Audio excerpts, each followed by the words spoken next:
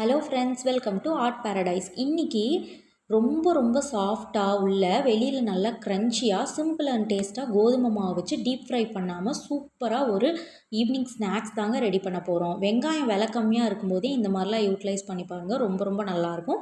அது எப்படி பண்ணுறதுன்னு பார்க்கலாமா? அதுக்கு 2 கப் கோதுமை மாவுக்கு 1 டீஸ்பூன் உப்பு, 1 டீஸ்பூன் நெய், 1 டீஸ்பூன் சுகர்.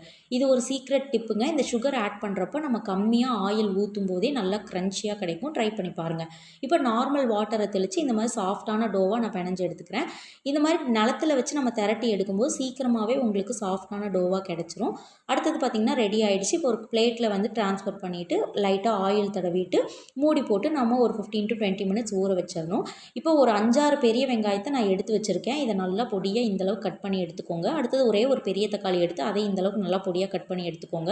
நெக்ஸ்ட்டு 2 பச்சை மிளகாவையும் கட் பண்ணிவிட்டு கொஞ்சமாக கருவேப்பிலை அதையும் கட் பண்ணி எடுத்துக்கோங்க. இப்போ நம்ம மசாலா பண்ண போகிறோம். அதுக்கு ஒரு கடாயில் 2 டீஸ்பூன் எண்ணெய் ஊற்றிட்டு கட் பண்ணி வச்சுருக்க வெங்காயம், கருவேப்பிலை, பச்சை மிளகாய் இதெல்லாம் நல்லா வதக்கணும். வெங்காயம் வதங்குறதுல தான் இதில் டேஸ்ட்டே இருக்குது. அதனால் நல்லா வதக்கிக்கோங்க. இப்போ 1/4 டீஸ்பூன் மஞ்சள் தூள், 1 டீஸ்பூன் மல்லித்தூள், 1 teaspoon chicken masala, 1 teaspoon mutton masala, கொஞ்சமாக கரம் மசாலா, மிளகாய் தூள் இதெல்லாம் ஆட் பண்ணிவிட்டு நல்லா வதக்கிட்டு, நம்ம கட் பண்ணி வச்சுருக்கிற தக்காளியும் நல்லா வதக்கிட்டு, கொஞ்சமாக கேரட் பீன்ஸ் வேக வச்சுருந்தேன் அதையும் சேர்த்துக்கோங்க.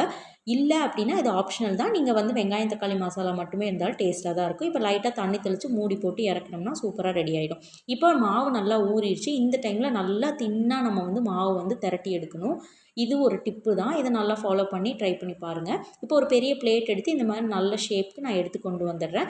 இப்போ நம்ம எடுத்து வச்சுருக்கிற வெங்காயம் தக்காளி மசாலாவை ஆட் பண்ணிவிட்டு அரேஞ்ச் பண்ணிக்கணும். இந்த மாதிரி மடிச்சுக்கோங்க. இப்போ ஒரு ஃபோர்க் வச்சுட்டு ஃபுல்லாக அழுத்தம் கொடுத்து நம்ம எடுத்து வச்சிட்டோம்னா ஃபுல்லாக பக்கமும் க்ளோஸ் ஆகிடும். இப்போ பார்க்குறதுக்கே ஒரு ஸ்வீட் பேனியா ஸ்வீட் எப்படி இருக்குமோ அந்த மாதிரி இருக்கும். இப்போ இதே மாதிரியே எல்லா பீசஸும் ரெடி பண்ணி எடுத்துக்கலாம் நம்ம. நான் ஃபஸ்ட்டு 2 பீஸ் பெரிய பிளேட் வச்சு எடுத்துக்கிட்டேன். மற்ற எல்லா பீஸுமே வந்து சின்னதாக பிளேட் வச்சு நான் அரேஞ்ச் பண்ணிவிட்டு வெங்காயம் தக்காளி மசாலா வச்சு க்ளோஸ் பண்ணி ஃபோர்க் வச்சு குத்திக்கிறேன். இப்போ பார்த்திங்கன்னா எல்லா பீஸும் நான் ரெடியாக எடுத்து வச்சுக்கிட்டேன். இப்போ இந்த டைமில் தோசைக்கல்லை பற்ற வச்சு நான் 2 டீஸ்பூன் நெய் விட்டுருக்கேன். நீங்கள் வேணும்னா எண்ணெய் விட்டுக்கலாம். இப்போ பார்த்திங்கன்னா ஸ்லோ ஃப்ளேமில் வச்சு இந்த மாதிரி அரேஞ்ச் பண்ணி நான் திருப்பி எடுக்கணும். இது ரொம்ப இம்பார்ட்டண்ட்டான ஸ்டெப்புங்க. இதை வந்து கண்டிப்பாக ஃபாலோ பண்ணுங்கள். கொஞ்சம் விட்டிங்கனாலும் கருகிரும். இப்போ பார்த்திங்கன்னா இந்த மாதிரி ஸ்லோ ஃப்ளேமில் வச்சு ஒரு 5 மினிட்ஸ் திருப்பி எடுத்திங்கன்னா நல்லா க்ரன்ச்சியாக உங்களுக்கு கிடைக்கும்.